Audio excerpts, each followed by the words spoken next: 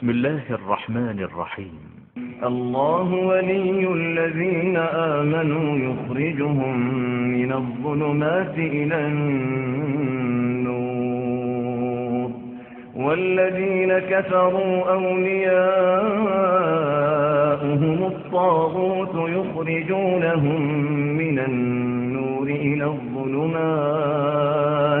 أولئك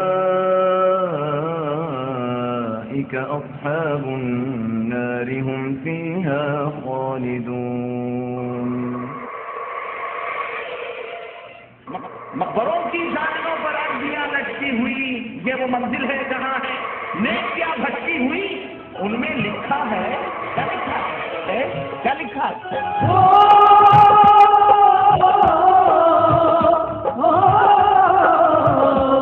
سرکار کرو دا نورانی منظر ہے یہاں کا قرآنی. یہاں آئے فرشتے، یہاں آئے فرشتے مستی میں واجہ پرستی میں. فضل شیخ معراج ربانی آج عرس کے بارے میں گفتگو فرمائیں گے کہ اس کی حقیقت کیا ہے. سب سے بڑی پریشانی یہ تھی کہ آپ عرس کا نقشہ کھینچو گے، ہمیں کھینچنے کے نانی کے آگے ننیحال کا تذکرہ. ہم سے پوچھو نانی کا تذکرہ کیسے ہوتا ہے؟ ننیحال میں ہم رہنے والے یہاں تو کر کے نکلے ہیں ہم وہاں سے. قریب میں ان مجالس کی رونق ہوا کرتے تھے. عرس عاقل صاحب دیوبند کے، ان کو تکلیف ہوتی ہوگی لیکن توبہ کر کے آ گئے ہیں ادھر.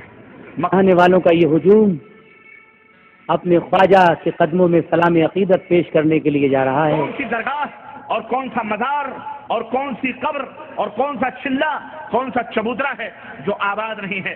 مسجدیں ویران ہیں لیکن یہ تمام سب چیزیں آباد چل رہی ہیں. یہاں پر 786 میں عرس کا یہ منظر، بوڑھے بچے جوان عورتیں ہندو مسلم سکھ عیسائی سبھی سچی عقیدت کے ساتھ. کیا ہوتا ہے یہ پورا نچوڑ اور پورا خلاصہ اس کے اندر بیان کیا ہے کہ ہر طرف خیمے لگے ہیں، دور تک بازار ہے. ہر طرف خیمے لگے ہیں، دور تک بازار ہے. ذرا عرس اور میلے میں شریک ہونے والوں ذرا اس منظر کشی کو اپنی نگاہوں میں رکھو. میں تو ڈوب کر کے نکلا ہوں وہاں سے، ہے نا. میں تو ڈوب کر کے اللہ نے مجھے کنارہ عطا فرمایا ہے. یہ اپنے مالک و مولا کا میں مشکور اور جو ہے اللہ رب العزت کا ممنون ہوں کہ جس نے مجھے یہ ہدایت کا ساحل نصیب فرمایا، ورنہ نہ جانے کتنے ڈبکیاں کھا چکا ہوں میں وہاں بھی. بہرحال ہر طرف خیمے ہی خیمے، ہر طرف خیمے لگے ہیں، دور تک بازار ہے. یہ نمائش ہے، کوئی میلہ ہے یا تیوہار ہے؟ یہ نمائش ہے، کوئی میلہ ہے یا تیوہار ہے یہ تقریب عقیدت ہے. یہ تقریب عقیدت عرس ہے ایک پیر کا، کام کرتی ہے یہاں کی خاک بھی اکثیر کا. جو کرم پہ آپ پہ آقا جھولی بھر کے جائے، یہ ہے فیضانی دربار. یہ ہے فیضانی دربار. کام کرتی ہے یہاں کی خاک بھی اکثیر کا. ایک طوائف، ہاں پریشان نہ ہو. ایک دفعہ نام نہیں لوں گا اس شہر کا، یو پی میں ہے، فیض آباد کے قریب. وہاں طوائفیں ناچتی ہیں. بہرائچ میں تو باقاعدے سٹے بٹے چلتے ہیں. پاکستان میں تو میرے پاس ریڈیو موجود ہے، اگر آپ کو میری کسی سی ڈی میں یا کسی کیسٹ میں وہ نظارے آئے ہیں آپ کو میں دکھاؤں. اعوذ باللہ استغفر اللہ. طوائفیں روپے کیا نہیں ہوتا جی، کیا نہیں ہوتا ہے. اب میرے منہ سے مت اگلوا، مجھے شرم آئے گی اگر میں بیان کروں. کیا بدکاریاں جناکاریاں نہیں ہوتی، اور آنکھوں نے دیکھا ہے، کانوں نے سنا ہے. ہاں بچے نہیں ہوتے تو وہاں بچے مانگتے ہیں. اعوذ باللہ، میں نہیں چھیڑنا چاہتا، اتنا ہی کافی ہے. ایک طوائف گا رہی ہے سامنے درگاہ کے، ایک طوائف گا رہی ہے سامنے درگاہ کے، کیا مزے ہیں حضرت قبلہ سہاگن شاہ کے. ایک طوائف گا رہی ہے سامنے درگاہ کے، کیا مزے ہیں حضرت قبلہ سہاگن شاہ کے. عورتوں کی بھیڑ میں نظارہ ٹھوکر کھائے ہے، عورتوں کی بھیڑ میں نظارہ ٹھوکر کھائے ہے. اس ہجوم رنگ و بو میں کب خدا یاد آئے ہیں، اس ہجوم رنگ و بو میں کب خدا یاد آئے ہیں؟ مقبروں کی جالیوں پر عرضیاں لٹکی ہوئی، مقبروں کی جالیوں پر عرضیاں ہوتی کہ نہیں ہوتی؟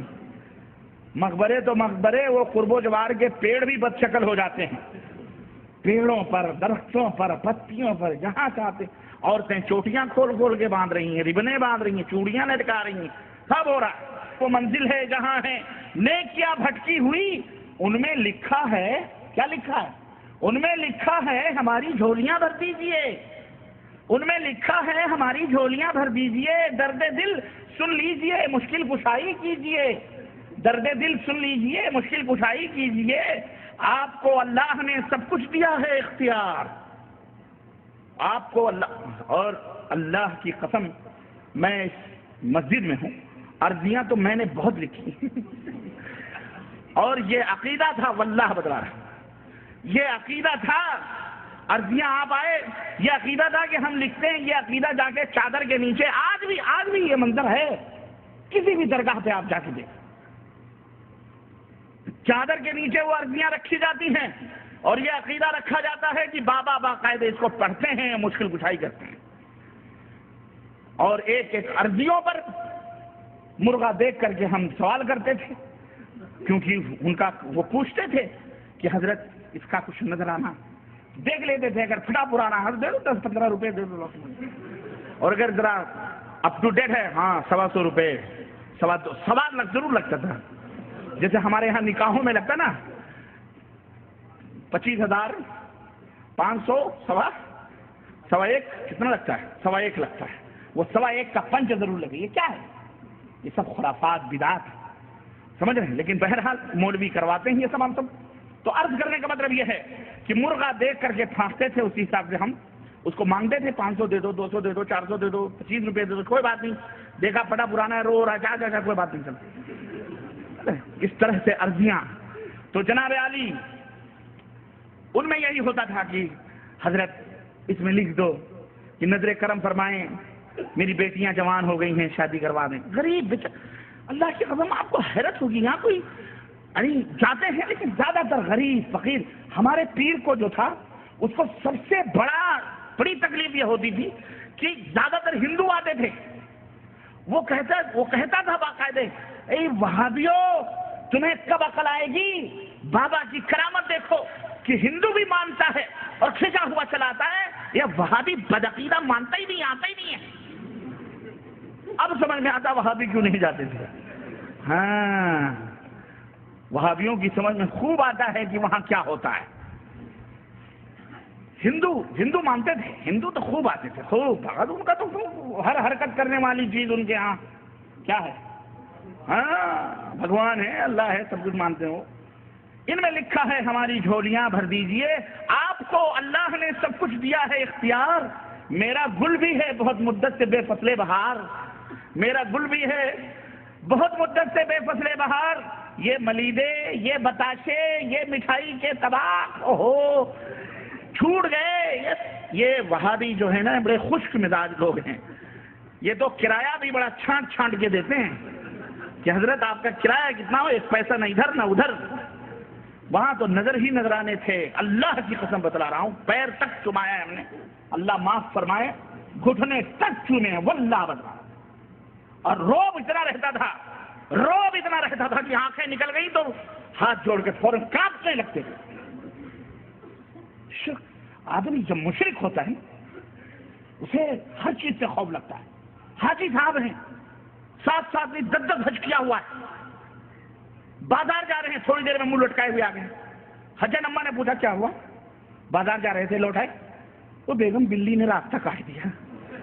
خوف کا عالم جو دیکھو، شاہ صاحب آ گئے، اللہ ہی خیر کرے، توصیف الرحمان راشدی کہہ لو بھی نماز پڑھ لیتے ہیں، پھر اگلی قسط باقی رہے گی، آپ یہاں آؤ گے اگلے دفعہ انشاءاللہ 2 قسطیں ہماری رہ جا رہی ہیں۔